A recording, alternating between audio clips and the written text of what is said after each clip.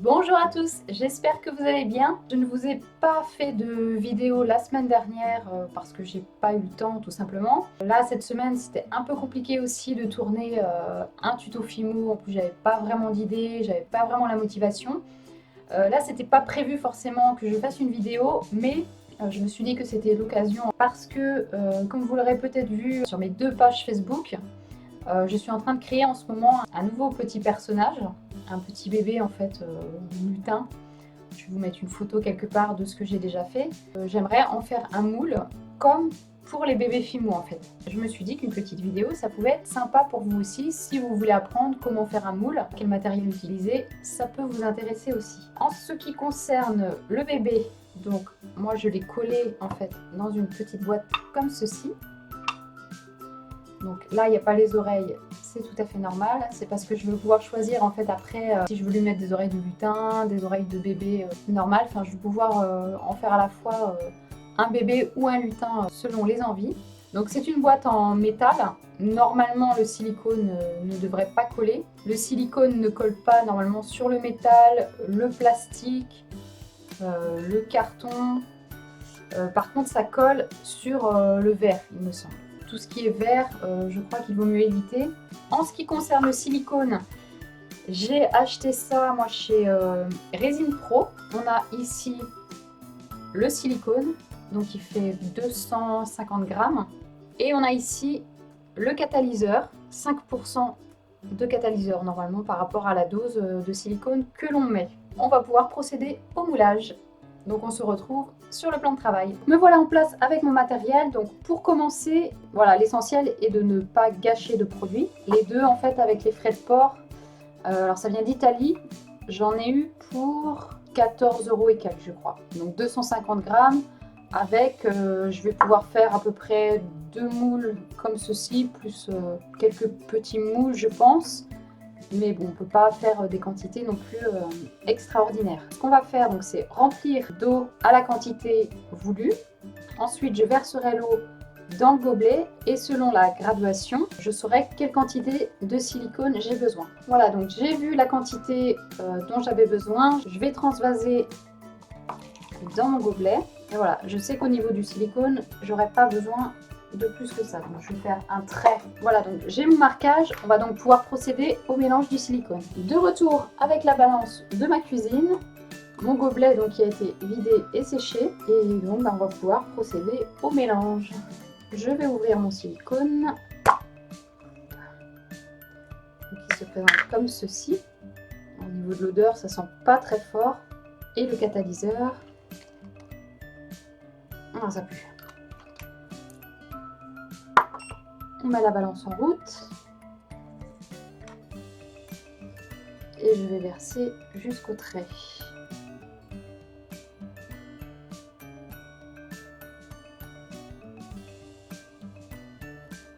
Bon, en gros, il va me falloir le pot. Voilà, donc on est à 160. Je pense pas que vous allez voir. Et donc 5%, donc il me faut 8 grammes de catalyseur. Alors, jusqu'à 168. Voilà. 168 grammes, il ne reste pas grand chose dans la bouteille. Donc apparemment il faut mélanger pendant plusieurs minutes. Au niveau de l'odeur, c'est pas très fort, mais ça sent pas très bon. Donc le temps de prise normalement c'est entre 10 et 15 heures. Pour ma part, on se retrouvera tout à l'heure pour vous, mais demain pour moi. Donc j'ai bien mélangé. Donc apparemment quand ce sont des pièces assez précises comme ça avec des détails, des plis, en fait il faut prendre avec un pinceau et venir mettre une première couche sur l'objet. Donc je prends mon pinceau et je vais venir mettre dans les creux. Voilà, donc je pense que c'est bon. Alors je vais essayer de couler d'un peu plus haut pour éliminer le maximum de bulles.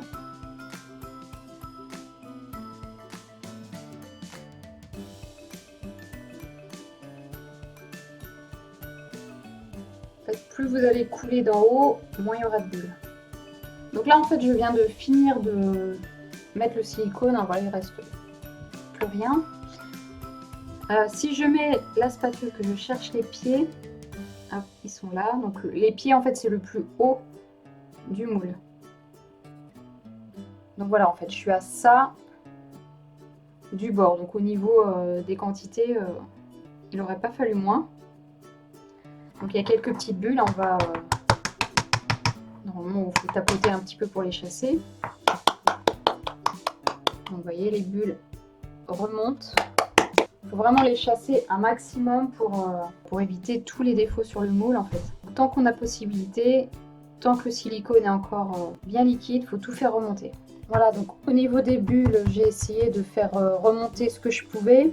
Donc je vais laisser ça reposer jusqu'à demain. Donc me voici de retour au lendemain de la coulée. Donc le silicone a bien pris. Au niveau du contenant, j'ai pas eu forcément la meilleure des idées. Je pense que certaines personnes ont dû se faire la réflexion en me voyant faire. Moi je pensais pouvoir démouler plus facilement. Bon, ça se décolle bien. Au niveau des parois, il n'y a pas de souci. Je pense que je pourrais réussir à l'enlever en mettant une spatule entre les deux et en soulevant, en tirant. Mais j'ai peur que s'il y a du silicone qui reste accroché au niveau du bébé, que ça déchire en fait à certains endroits et que du coup ça dégrade l'empreinte. Donc comme vous le voyez, j'ai commencé à ouvrir. Donc j'ai d'abord pincé avec une pince Monseigneur pour couper la ferraille tout simplement, et avec une pince, donc je continue d'ouvrir ça. Donc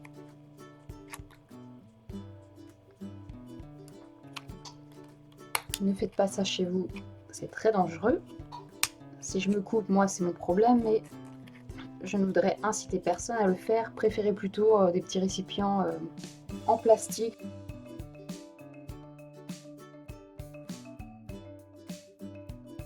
Donc on voit le bébé apparaître ici.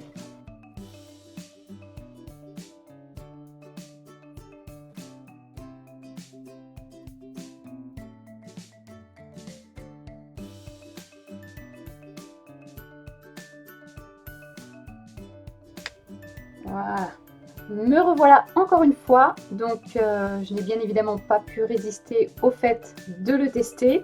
Donc au niveau de la pâte, je me suis servi d'une pâte assez souple pour avoir le moins de problèmes possible. Donc j'utilise la Living Doll de chez Sculpey. Donc c'est une pâte que je n'ai jamais utilisée en fin de compte telle quelle. Donc après cuisson, je ne sais pas du tout ce qu'elle donne au niveau de la couleur. Enfin bon, c'est juste un test. Donc je viens de passer le moule 10 minutes au congélateur. Voilà, pour éviter le maximum de déformation, surtout au niveau du pied. Donc on va démouler ça. J'ai un peu peur. Surtout que j'ai eu du mal déjà à démouler l'original, donc j'ai vraiment peur de le déformer. On y va, c'est parti.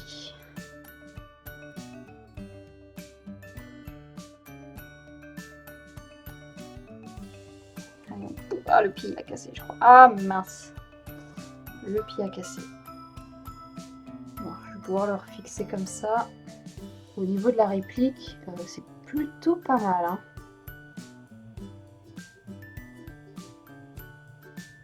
Les détails sont vachement bien pris.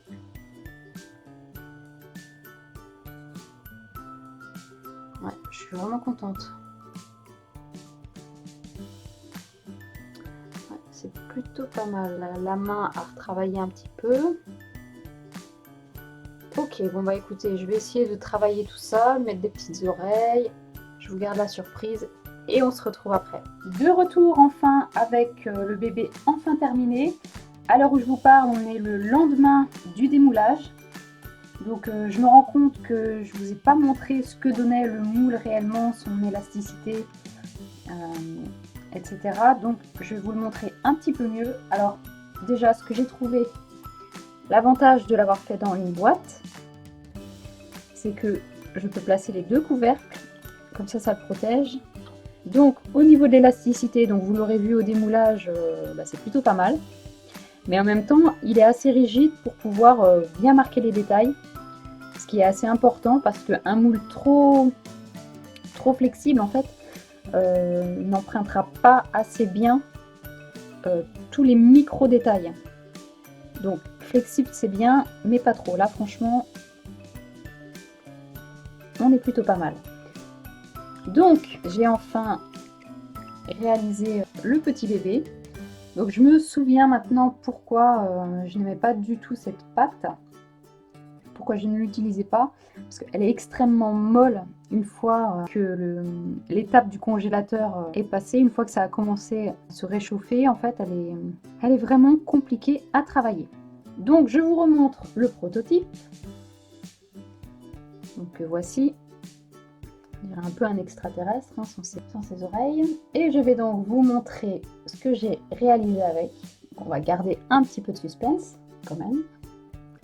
Je ne suis pas peu fière de ce que j'ai réalisé, j'espère que ça vous plaira. Donc il n'est pas totalement terminé, j'ai pas fait les ailes encore. J'attends de recevoir de la résine, mais bon, de Chine, donc est-ce que j'aurai la patience d'attendre autant de temps ou est-ce que je vais lui faire des ailes entre temps, je ne sais pas. Vous serez tenu au courant de toute façon sur ma page Facebook. Donc attention, suspense, tadadam, tadam. Et voilà. Donc franchement, j'adore. Et au niveau de la couleur de la pâte, je suis très agréablement surprise. Franchement, la couleur est top. Regardez par rapport à ma main.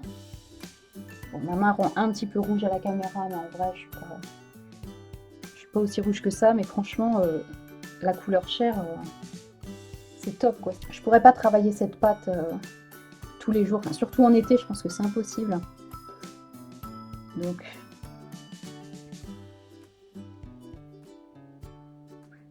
l'empreinte c'est vraiment bien repris.